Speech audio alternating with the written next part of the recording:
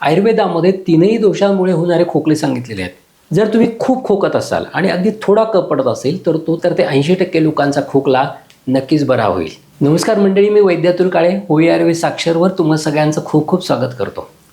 हिवाळा प्रचंड वाढत चाललेला आहे।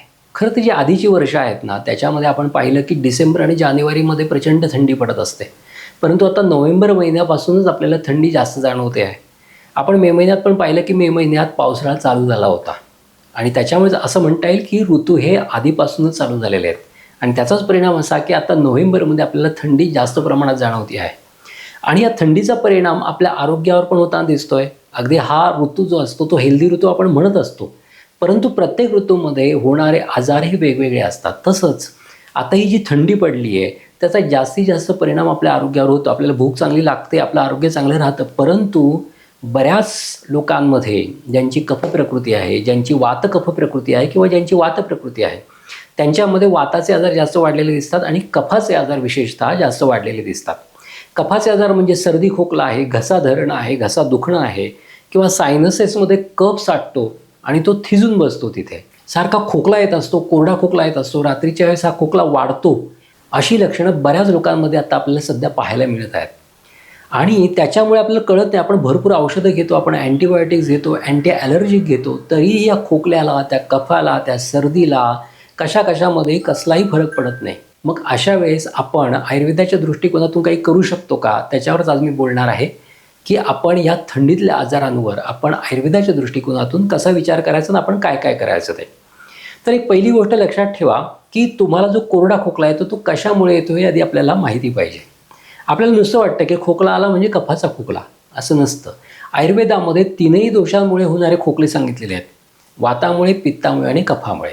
तर हिवाळ्यामध्ये जास्तीत जास्त होणारा खोकला हा वाताला धरून असतो आणि बऱ्याच वेळा कफालाही धरून असतो। जर तुम्ही खूप खोकत असाल आणि अगदी थोडा कफ पडत असेल तर तो तुमचा वाताचा खोकला आहे। वाताच्या खोकल्यामध्ये खूप खोकून अगदी काशाचं भांडं असतं ते वाजवल्यावर कसं वाजतं त्या पद्धतीने नंतर आवाज यायला लागतो।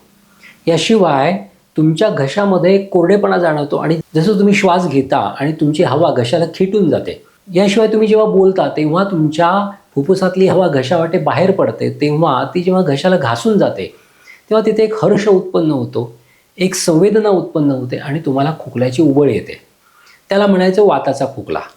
मग अशा कंडिशनमध्ये तुमच्या शरीरामध्ये प्रचंड वात वाढलेला आहे, तुमच्या घशामध्ये वात वाढलेला आहे असा त्याचा अर्थ होतो आणि अशा खोकल्यावर तुम्ही कितीही औषधं घेतली तरी त्याचा काहीही परिणाम होत नाही। अँटीबायोटिक घेतली तरी काही परिणाम होत नाही।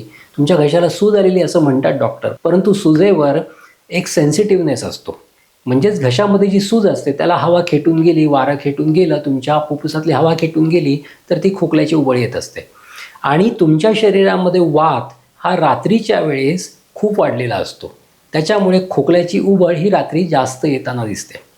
मग अशा वेळेस तुम्ही करायचं काय, तुमच्या शरीरातला वात कमी करायचा कसा, तुमच्या घशातला वात, तुमच्या घशातली सूज कमी कशी करायची, त्याच्यासाठी आयुर्वेदाचे काही उपाय मी सांगणार आहे। एक तर पहिली गोष्ट, जेव्हा तुमच्या घशामध्ये वात वाढलेला आहे, खोकला येतोय, अशा परिस्थितीमध्ये तुम्हाला काय करायचं आहे तर एक कप घ्यायचा, त्याच्यामध्ये 2 चमचे तिळाचं तेल घ्यायचं, काळ्या तिळाचं तेल असेल तर अतिशय उत्तम।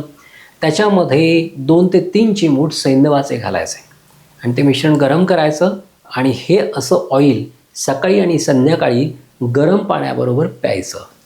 त्याच्यामुळे तुमच्या घशातला फुफ्फुसातला वात कमी होतो आणि हळूहळू तुमची ही खोकल्याची उबळ कमी व्हायला लागते। याशिवाय बाजारात सीतोफलादी चूर्ण मिळतं, जे सगळ्यांना माहिती आहे आजकाल। सीतोफलादी चूर्ण 1 चमचा, त्याच्यामध्ये 1 चमचा तुपाचा आणि अर्धा चमचा मधाचा असं एकत्र करून त्याचं चाटण जर अर्धा ते पाऊण तासाने सारखं घेत राहिलं तरी खोकला कमी होऊ शकतो। जर ह्या दोन्ही उपायांनी जर तुमचा खोकला कमी नाही झाला तर तुम्हाला व्यवस्थित निदान करण्याची आवश्यकता आहे। जवळच्या वैद्यांना दाखवून व्यवस्थित निदान करून घ्या। तुमचा खोकला खरंच वाताचा आहे, कफाचा आहे, पित्ताचा आहे याचं निदान करा आणि व्यवस्थित औषधं घेऊन या अशा खोकल्याच्या कटकटीपासून दूर व्हा। हे दोन्ही उपाय करून जवळजवळ 70 ते 80% लोकांचा खोकला नक्कीच बरा होईल। आता इथेच थांबतो। धन्यवाद।